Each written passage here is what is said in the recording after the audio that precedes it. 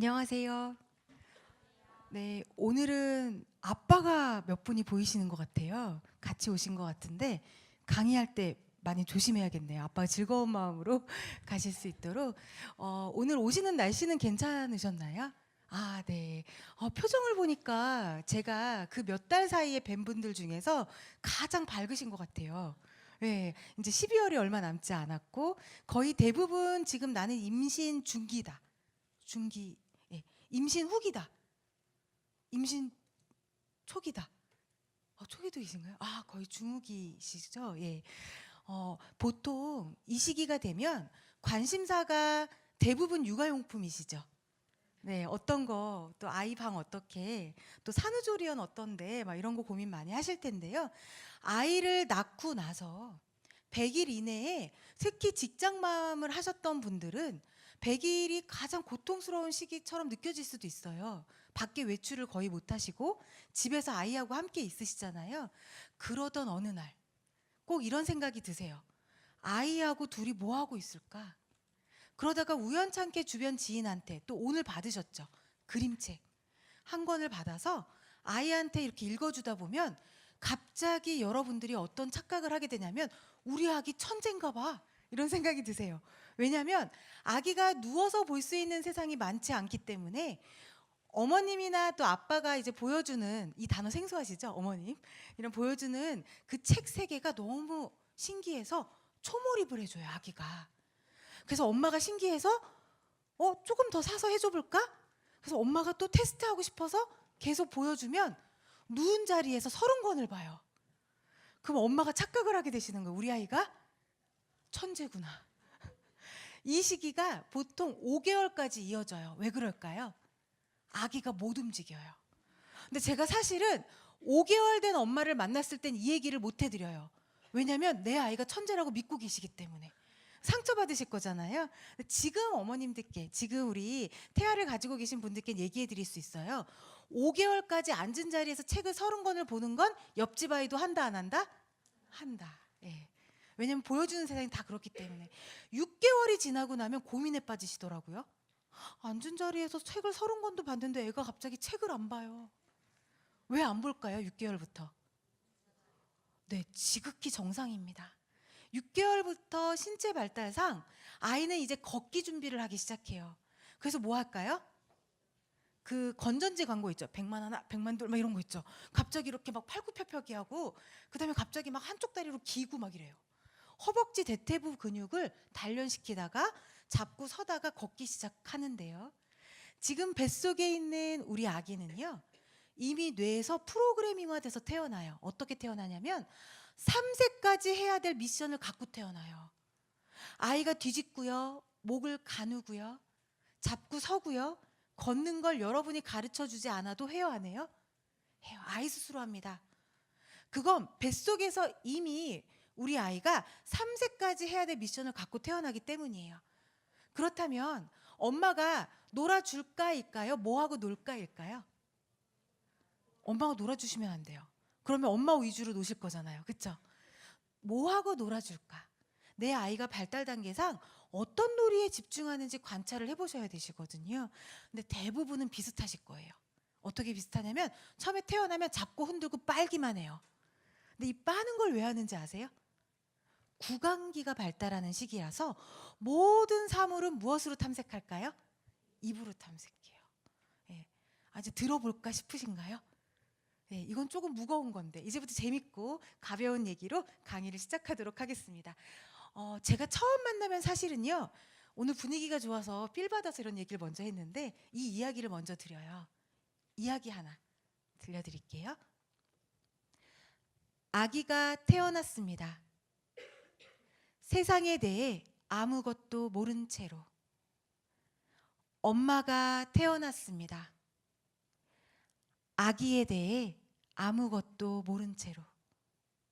어머니, 아기 엄마, 이런 단어가 되게 낯서시겠지만 또 아이를 낳고 나면 많은 고민과 갈등들을 하게 되실 거예요. 간단한 갈등이에요. 어떻게 해야 되지? 어떻게 해줘야 될까? 그런데 우리 아빠들도 똑같이 생각을 하시거든요. 근데 재밌는 사실 하나 알려드릴게요. 아이가 처음 태어나면요, 처음 엄마 엄마 처음 아빠가 되죠. 그래서 아이를 기르다 보면은 전문가가 되실 것 같으세요? 아이가 처음 어린이집을 가잖아요. 그럼 다시 뭐가 될까요? 처음 엄마, 처음 아빠가 되십니다. 아이가 초등학교 들어가면요. 다시 또 처음 엄마, 처음 아빠가 됩니다. 아이가 사춘기가 되어도, 아이가 중학교가 되어도 앞으로 성장하는 과정 중에 우리는 항상 처음 엄마와 처음 아빠가 됩니다. 그렇다면 육아와 교육 환경을 만들어 준다라는 건 정답이 있을까요, 없을까요? 아이맘. 예, 저는 틀리셔도 예, 아이맘. 없다. 예, 없다 나오셨습니다. 또 다른 분 아이맘. 저 뒤에. 예. 정답이 있을 수도 있다. 있다? 아, 잘 안 들려요. 하지만 안 들렸지만 손 드셨기 때문에 선물 드릴게요. 두 분 기억하시면 되시고요. 교육에는요, 보통 우리나라 분들은 선택하라 그러면 A 아니면 B 선택하시죠. 제가 회색 분자거든요. 정답이 있는 것도 있고 없는 것도 있어요. 근데 아예 없는 게 아니라 우리가 뭐를 찾아가냐면 해답을 찾아가셔야 돼요. 우리가 해답을 찾을 때 필요한 건 뭘까요? 정보, 정보예요. 그런데 요즘에 정보 많죠. 어떤 정보가 뭔지 모르잖아요. 여러분 선배 어머님들이 밤새서 하시는 일이 뭔지 아세요? 이 댓글이 PPL인가 아닌가. 이 블로그가 파워 블로그여서 상품 그냥 기여받아서 막 긍정적으로 써준 건가 아닌가. 그걸 밤새 분석하세요. 왜? 내 아이를 위해서. 좋은 거 먹이고 좋은 환경 만들어 주려고. 그런데 중요한 건 정답도 있는 게 있어요. 내 답이 다 맞지 않을 수 있어요. 제가 옛날에 강의할 때는요, 해답을 강조했어요. 근데 요즘엔 정답을 강조해요. 왜냐하면 어머님들 한 분 한 분 만나보면 다 똑똑하시거든요. 자기 확신이 막 있으세요. 그래서 가끔 글을 통해서 아이가 힘들어질 때가 있어요. 네, 그래서 저는 정답이 있는 것도 있고 해답이 있는 것도 있다라는 걸 아셔야 되고요. 그러려면 저는 이 단어 기억해 주셨으면 좋겠어요. 과학. 뭐라고요? 네. 내 아이를 키우는데 비과학적이면 안 되잖아요. 그렇죠? 자, 그럼 이제 한번 물어볼까요? 나는 뇌과학에 관련된 책을 본 적이 있다. 한 분. 네, 선물 드릴게요. 네. 정말 중요한 거예요. 앞으로 지금은 관심 없으시죠?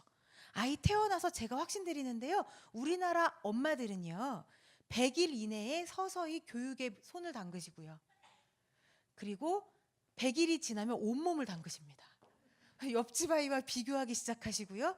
가장 안타까울 때는 뭐냐면 정확하게 판단하시기 위한 과학적인 정보로 하셔야 되는데 뭐를 믿으세요? 산후조리원 동기를 그렇게 믿어. 네, 그리고 또 뭐를 믿으세요? 네, 인터넷. 그리고 지인 언니 막 이런 거 믿잖아요. 근데 생각해 보세요. 우리 집에 태어난 내 소중한 아이는요. 그 집 아이랑 같다고 생각하세요? 똑같나요? 우리가 로봇을 생산한 게 아니잖아요. 내 아이가 태어난 유전적인 요인과 환경이 다 달라요, 같아요? 달라요. 그럼 뭐부터 보셔야 될까요? 내 아이를 먼저 보셔야 돼요. 내 아이를 관찰하셔야 되고요. 내 아이가 양육을 해주는 양육 환경과 내 아이의 기질과 성향을 보셔서 내 아이가 요즘 어떤 거에 몰입하는지를 보셔야 되는데 다 뭐 보세요? 어머, 옆집 애가 말을 빨리 해. 그럼 옆집 가서 훑으시죠. 무슨 제품 했지? 막. 근데 여러분 정말 기억하세요. 말하기 빠르다고 하버드 대학 가지 않아요. 정확히 기억하셔야 되잖아요. 그렇죠? 말하기 빠르면은 성격 형성엔 도움이 돼요.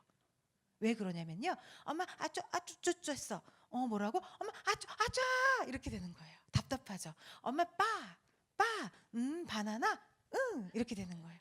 내가 원하는 거를 소통을 빨리 할 수 있게 돼서 정서적인 발달에는 도움이 되지만 이 말하기를 빨리 했다고 하버드 대학 가지는 안. 이게 되게 중요한 포인트거든요. 자, 그래서